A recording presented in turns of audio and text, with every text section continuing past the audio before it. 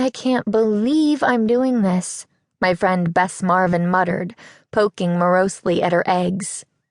George Fane, my other friend and Bess's cousin, elbowed her and grinned. "It's because you love me so much," she said. "Just remember that." We were all eating breakfast at the quaint inn where our upcoming 3-day bike tour around the scenic, sprawling Mystic Lake Park was about to start. George's parents had bought the trip for all 3 of us as a birthday gift to George, and they'd come to drop us off so we wouldn't have to leave our cars. Bess wasn't exactly as thrilled about the trip as George and I were. In fact, she was distinctly unthrilled. "It'll be good for you, Bess," Mr. Fane said. "Get out of town for a few days. Get back to nature. Get some exercise." Bess sighed and looked balefully at her cousin. "Why can't you be really into outlet shopping?" she asked. "Why can't your most dearly held birthday wish be like sitting on a beach in St. Thomas for 3 days? George shook her head. "Because I'm not like you," she retorted. "Come on, Bess. This will be fun. I bet you'll end up loving it." Though they were related, Bess and George couldn't be more different from each other. George was sharp, sensible, and outdoorsy. Bess was cheerful, fashionable, and decidedly not outdoorsy. "Like I've been loving all our practice rides?" Bess asked snarkily, then couldn't help breaking into a smile.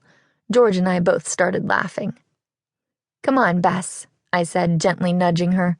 "You only cried for the first hour last time." The truth was that Bess had been a pretty good sport on the practice rides the 3 of us had taken around our hometown of River Heights. We'd started at 10 miles and worked our way up to 35, which was the length of the rides we'd be taking on the tour. I was no athlete, but I kind of liked the bike rides. It was exhilarating whooshing through the town, almost like you were flying. I'd been sore for days after the first couple of rides, but gradually I'd gotten stronger. After our last ride, I hadn't had to take even 1 aspirin. "Oh, look," said George, pointing at a tall honey-blonde girl who'd just stepped into the dining room. She was wearing bike shorts and a slim tank top, and her hair was pulled back into a sleek, low ponytail. Behind her came a boy about her age, also with honey-blonde hair, but his was cut short and matched the stubble on his face and chin. He wore a pair of cargo shorts and a baggy t-shirt that read, "A Legend in My Own Time." "I think that's Caitlin and Henry. They're twins, and they're leading the tour." Our tour was run by a business called Adventures & Company that George said ran a lot of these types of trips, but Caitlin and Henry had been featured online as the co-leaders of our particular trek. Caitlin smiled and headed toward us, gesturing for Henry, who looked less enthusiastic, to follow. "Hi, I'm Caitlin Moorhead. Are you all here for the bike tour?"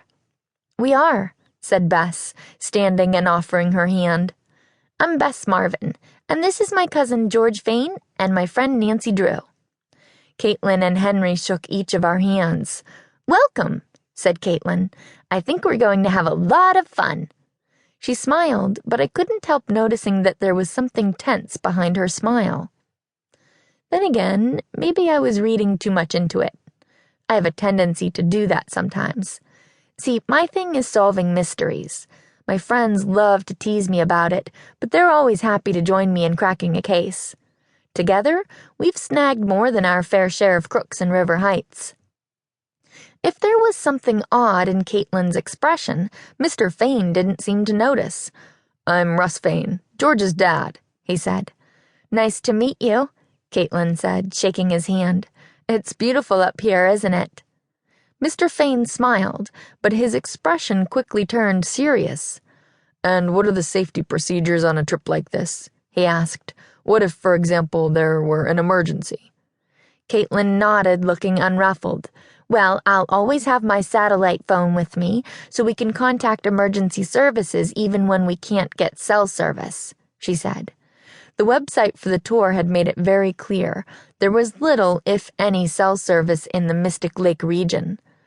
But I've also taken several courses in first aid, including CPR and child CPR.